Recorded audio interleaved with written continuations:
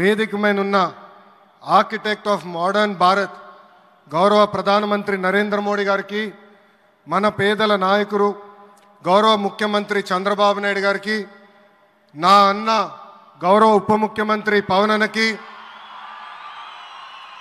వేదిక పైన ఉన్న ఇతర గౌరవ పెద్దలకు, ప్రాణాలు సైతం లెక్క చేయకుండా అమరావతి కోసం పోరాడిన రైతులకు, ప్రజలకు నా హృదయపూర్వక నమస్కారాలు. ముందుగా పహల్గాం ఉగ్రవాద దాడిలో చనిపోయిన వారికి నేను నివాళులర్పిస్తున్నా. ఉగ్రవాదుల దాడిలో చనిపోయిన వారి కుటుంబానికి దేశం మొత్తం అండగా నిలబడుతుంది. పాకిస్తాన్ గీత దాటింది, అమాయకుల్ని చంపింది, చాలా పెద్ద తప్పు చేసింది. ఒక్క పాకిస్తాన్ కాదు, 100 పాకిస్తాన్లు వచ్చినా భారతదేశ నేలపై మొలిచిన గడ్డి కూడా పీకలేరు. 100 పాకిస్తాన్లకు సమాధానం చెప్పే ఒక్క మిసైల్ మన దగ్గర ఉంది. ఆ మిసైల్ ఏంటో తెలుసా? నమో గౌరవ ప్రధానమంత్రి నరేంద్ర మోడీ గారు. సింహం ముందల ఆటలు ఆడకూడదు, ఆడితే ఏమవుతుంది? మన సింహం నమో కొట్టే దెబ్బకి వరల్డ్ మ్యాప్లోనే పాకిస్తాన్ అని మిస్సింగ్ రావటం ఖాయం. ఈరోజు పాకిస్తాన్ ఆర్మీలో పనిచేసేవారు కొంతమంది రాజీనామా చేశారు, కొంతమంది సెలవులు పెట్టిపోయారు. దట్ ఈస్ మన నమో. నమో కొట్టే దెబ్బకి పాకిస్తాన్ దిమ్మ తిరుగుతాం ఖాయం. ఈరోజు నేను గర్వంగా చెప్పగలుగుతున్నా, ఎంటైర్ నేషన్ స్టాండ్స్ విత్ మన నమో. కేంద్రం ఈరోజు కులగణన చేయాలనే నిర్ణయం తీసుకుంది. ఇది ఒక నిర్ణయం కాదు, ఇది ఒక సంచలనం. Wear others hesitated for decades, Namo acted, rewriting history with courage. True to his commitment to empower the marginalized and deprived, Namo's bold stroke will deliver social justice in its truest form. నమో గారికి ఆంధ్రప్రదేశ్ అన్న, అమరావతి అన్న ఎంతో ప్రేమ. ఇప్పుడు ఆయన ఢిల్లీలో ఎంత బిజీగా ఉన్నారో మనందరూ తెలుసు. ఆయన ఈ కార్యక్రమానికి వచ్చారు. 2024 ఎన్నికల్లో ప్రజలు ఎన్డీఏ ప్రభుత్వానికి 94 సీట్లు గెలిపించారు.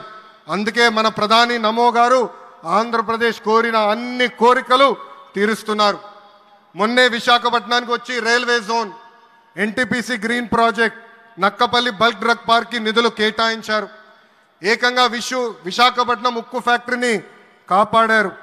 ఇప్పుడు అమరావతికి వచ్చి నిధులే కాదు పనులు కూడా ప్రారంభించబోతున్నారు. మనం ఒకసారి గతం కూడా గుర్తు చేసుకోవాలి. 2014లో రాష్ట్ర విభజన జరిగింది. కట్టుబట్టలతో మెడబట్టి మన బయటికి గెంటేశారు. ఎక్కడి నుంచి పరిపాలించాలో తెలియని పరిస్థితి. కానీ మన సిబిఎన్ గారికి సంక్షోభాలు కొత్త కాదు. ఒక పక్కన సంక్షేమం, మరో పక్కన అభివృద్ధి చేసి చూపించారు. అందరి ఆమోదం తెలిపిన తర్వాతనే అమరావతి రాజధానిగా ప్రకటించారు. రైతులు చేసిన త్యాగం వల్ల ఈరోజు అమరావతి ఏర్పడింది. ఒకే రాజధాని, అభివృద్ధి, వికేంద్రీకరణ అనే ఎజెండాతో మన ప్రభుత్వం ముందరికెళ్ళింది. రాయలసీమను ఎలక్ట్రానిక్స్, ఆటోమోటివ్, రెన్యూవబుల్ ఎనర్జీ హబ్గా తయారు చేశాం. గోదావరి జిల్లాలో ఆక్వాని పెద్ద ఎత్తున ప్రోత్సహించాం. ఉత్తరాంధ్రలో ఐటీ, ఫార్మా కంపెనీలు కూడా ఆనాడు మనం తీసుకొచ్చాం. కానీ 2019 నుంచి 24 వరకు విధ్వంస పాలన మనం చూసాం. మన సిబిఎన్ పై ఉన్న వ్యక్తిగత కక్షతో అమరావతిని చంపేయాలని చూశారు. ఒక్క ఇటుక కూడా పెట్టకుండా 3 రాజధానులంటూ 5 సంవత్సరాలు గడిపేశారు. 8 ఏళ్ల పిల్లోడి దగ్గర నుంచి 80 సంవత్సరాల వృద్ధుడి వరకు జై అమరావతి అంటూ జెండా బతుకుని రోడ్డు పైకి వచ్చి ధర్నాలు చేస్తాం, పోరాటాలు చేస్తాం, మనందరం చూసాం. జై అమరావతి అన్నందుకు రైతులకి సంఖ్యలు వేశారు. జై అమరావతి అన్నందుకు మహిళా రైతుల్ని పోలీస్ బూటులతో తన్నిచ్చారు. జై అమరావతి అన్నందుకు రైతుల్ని ఏకంగా పెయిడ్ ఆర్టిస్టులు అన్నారు. ఎన్ని అరాచకాలు చేసినా అమరావతి రైతులు తగ్గేదే లేదన్నారు. 1631 రోజుల పాటు అమరావతి ఉద్యమం కొనసాగింది. 2070 మంది రైతులు చనిపోయారు. సుమారుగా 3000 మంది రైతుల పైన ఆనాటి ప్రభుత్వం దొంగ కేసులు పెట్టింది. ఎన్ని కుట్రలు చేసినా జై అమరావతి అన్న నినాదం ఆపలేకపోయారు. అయినా ఆపేదానికి పీకేదానికి అమరావతి ఎవరో ఇంట్లో పెంచుకున్న మొక్క కాదు, జనం గుండెల్లో దాచుకున్న ప్రజా రాజధాని. అమరావతికి శంకుస్థాపన చేసింది ఎవరు?